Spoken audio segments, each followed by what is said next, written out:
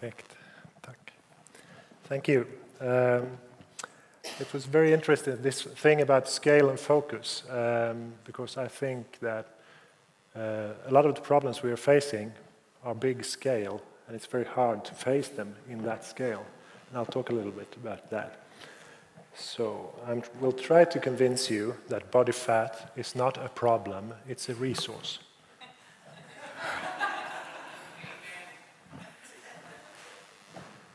So this is the amount of energy that we use on a global scale every year.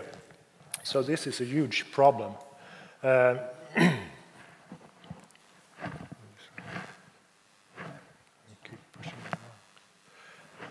this is the number of people on this earth.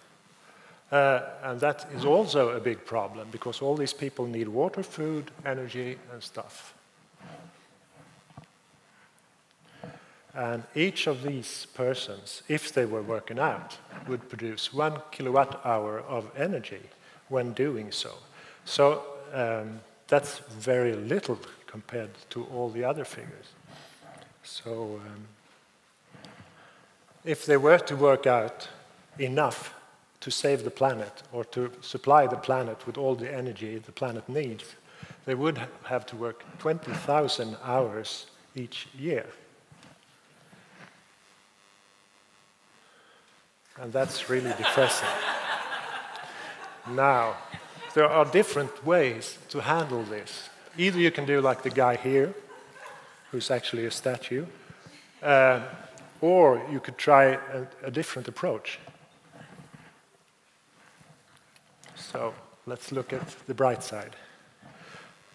Since we all know that energy can't be destroyed, all this energy is around. All this energy can be used again and again and again.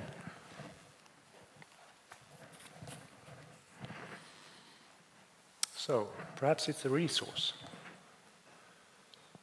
And all these people that are around, a lot of them are fat. A lot of them contain a lot of energy. That energy can be a resource. If nothing else, that energy can be a resource.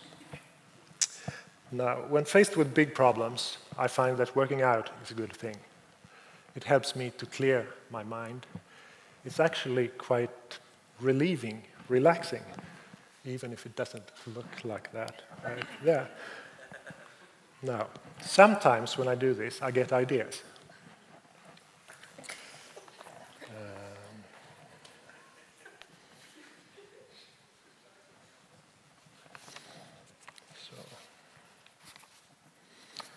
And I'll get back to the idea I got. This is what I normally work with. This is a passive house built for, or designed and built for a family, just north of here. And this house uses, well, I could speak for hours about this, but it uses a fraction of the energy needed in a normal house. And that's because it reuses the energy over and over again. What you need to know about this house is that the effect of that coffee machine is enough to keep it warm in the winter night, in February when it's 20 degrees minus in Sweden. It's that effect you have to put into that house in order to keep it warm. And all is due to passive house techniques. This is a concept that has been around for a while. This is not my idea. I just use this idea because it's a good idea. So the idea is to try to be smart instead of trying to fight against nature, fight against physical laws. You try to work with them. So I thought that perhaps we could take one good idea that isn't mine and another one that is mine and put them together. And that's what I've done in a house that is being built right now.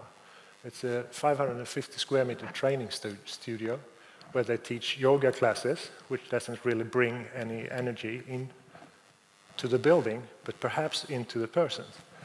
But on the other hand, they do aerobics and bodybuilding, which has a huge energy content being released into the building, content that I can use when I try to make this a low-energy building. Now, this building needs 25,000 kilowatt hours every year to keep warm, which is very low for such a big building. So say it isn't being used yet. It hasn't been built yet. It's under construction. But say that we can do some maths. Say that we have 3 classes a day, 30 persons, 50 weeks a year. That would equal an energy amount that is 31,500 kilowatts. We can recycle 5% of that, so we end up with 27,000 kilowatts of energy. And that's a little bit more than this building actually needs. Now, this is just figures. It's just ideas. And in a while, we'll see how well it will work. But the thing is that you could stick with the black numbers. You could stick with those ideas, that you can't really make any difference. Or you could stick with the pink numbers. And that, the signal that they are, is that you can make a change, you can make a difference. Just, it's in your mind. So, let's see.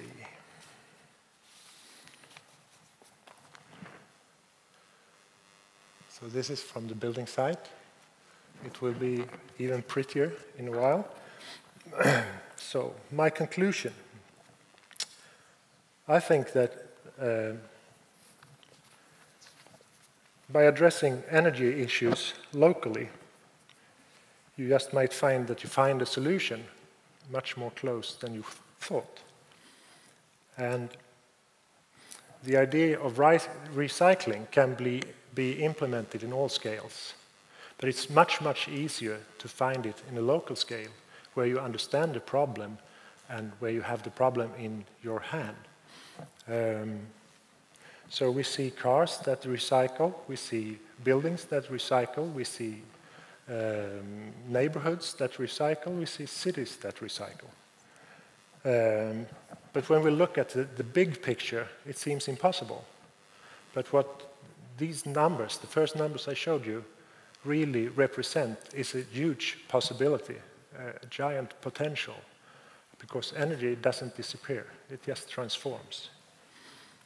And what I hope I've been able to explain is that there's a lot of body fat out there that we can transform into energy, and that this is a great resource in the world.